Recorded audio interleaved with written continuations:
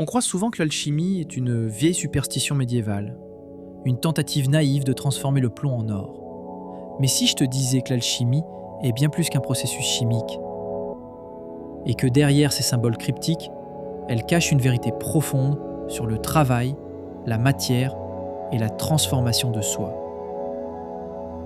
Aujourd'hui, on va parler d'alchimie et d'artisanat, deux univers qu'on croit séparés et qui pourtant parlent la même langue, celle de la transformation. L'alchimie est un art ancien, à la croisée des chemins entre la science, la spiritualité et la philosophie.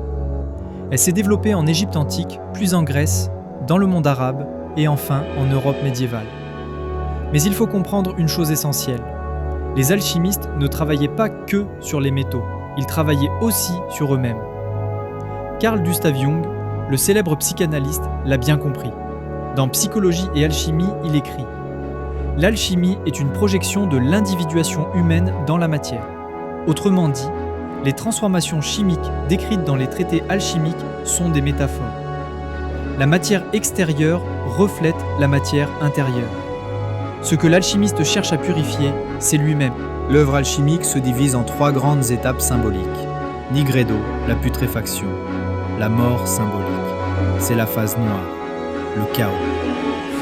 Albedo, la purification, l'éclaircissement.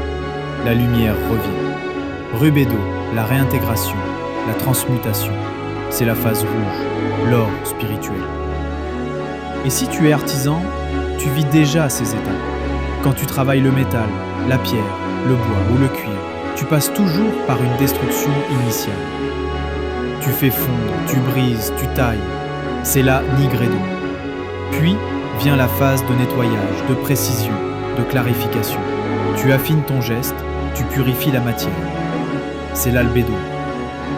Enfin, tu arrives à une forme achevée, polie, aboutie. Tu as transcendé la matière. C'est la rubedo. Mais cette transformation, ce n'est pas que celle de la matière. C'est aussi la tienne. Poétique de l'espace, Gaston Bachelard écrivait que le travail manuel donne à l'homme une grandeur silencieuse.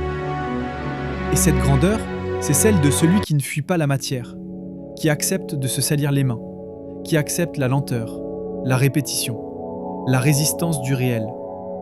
L'artisan, comme l'alchimiste, est un médiateur entre deux mondes, entre l'informe et la forme, entre le chaos et la beauté, entre la matière brute et l'objet porteur de sens.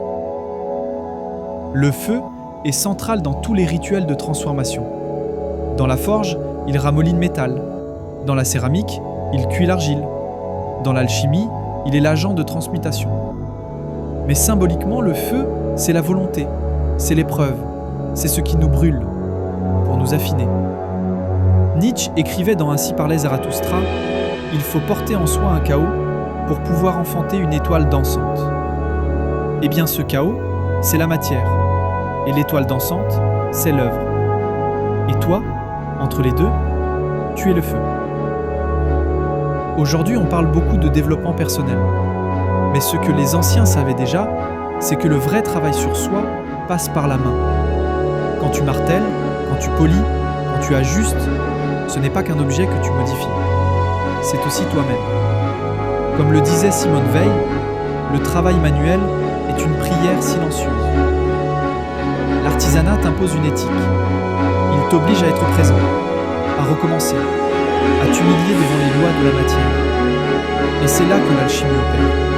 Tu n'es plus simplement un ouvrier, tu es un passeur, un transformateur, un chercheur d'or intérieur.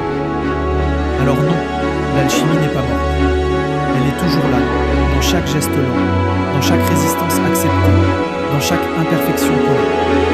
Et l'artisanat, c'est peut-être sa forme la plus pure aujourd'hui. Travailler la matière, c'est se travailler soi. Transformer le monde, c'est se laisser transformer.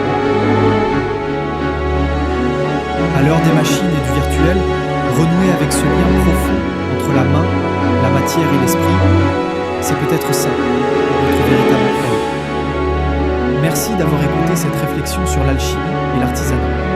Si ce genre de contenu te parle, n'hésite pas à t'abonner, à liker et à partager. Et surtout, n'oublie pas, dans chaque geste, il y a un chemin. Dans chaque matière, une possibilité d'élévation.